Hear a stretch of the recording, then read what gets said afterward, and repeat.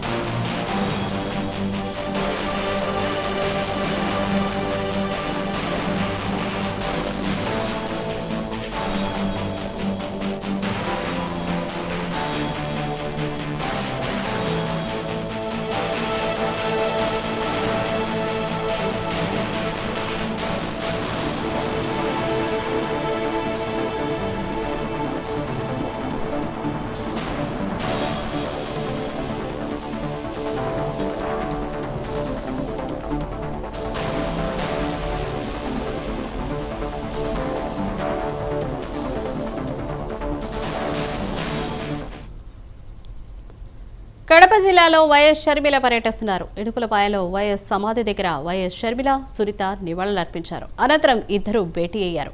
వచ్చే ఎన్నికల్లో వైఎస్ సునీతను కూడా పోటీ చేయించాలనుకుంటున్నారు షర్మిల.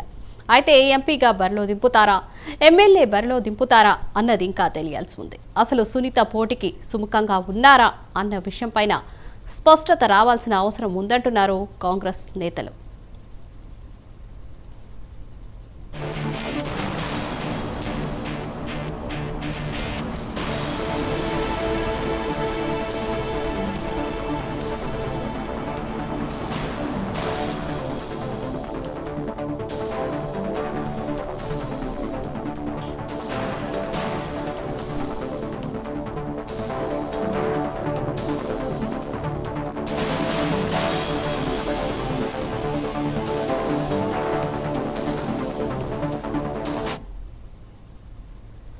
కడప జిల్లాలో వైఎస్ షర్మిల పర్యటిస్తున్నారు. ఇడుపులపాయలో వైఎస్ సమాధి దగ్గర వైఎస్ షర్మిల, సునీత నివాళులర్పించారు. అనంతరం ఇద్దరు భేటీ అయ్యారు. వచ్చే ఎన్నికల్లో వైఎస్ సునీతను కూడా పోటీ చేయించాలనుకుంటున్నారు షర్మిల. దీనిపై మరిన్ని అప్డేట్స్ మా ప్రతినిధి రాజు అందిస్తారు. రాజు, గుడ్ మార్నింగ్ రూపా. వైఎస్ షర్మిల పిసిసి అధ్యక్షురాలుగా బాధ్యతలు చేపట్టిన నుంచి కూడా రాష్ట్రం అంతా కూడా ప్రతి జిల్లా కూడా పర్యటిస్తూ అందులో భాగంగా నేడు కడప జిల్లాకు పర్యటన ఉంది. ఈ సందర్భంగా గత రాత్రి అనంతపురంలో పర్యటించినటువంటి షర్మిల నిన్న రాత్రి ఇడుపులపాయ చేరుకొని ఈ రోజు ఉదయం తన తండ్రి సమాధికి నివాళులర్పించి తన తండ్రి యొక్క సమాధి దగ్గర ఆశీస్సులు తీసుకొని మరి షర్మిలతో పాటు రఘువీరారెడ్డి, కేవీపీ రామచంద్రరావు, మరి వైఎస్ వివేకానంద రెడ్డి కుమార్తె కూడా షర్మిలతో పాటు ఉన్నారు. ఈ రోజు మరి కడపలో జయరాజ్ గార్డెన్ లో ఏర్పాటు చేసినటువంటి కాంగ్రెస్ విస్తృత సమావేశంలో కూడా మరి షర్మిల ముఖ్య నాయకులందరూ కూడా పాల్గొంటున్నారు.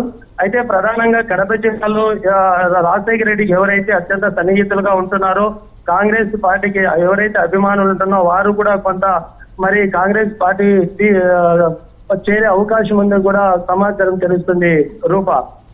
Right Raju, thank you.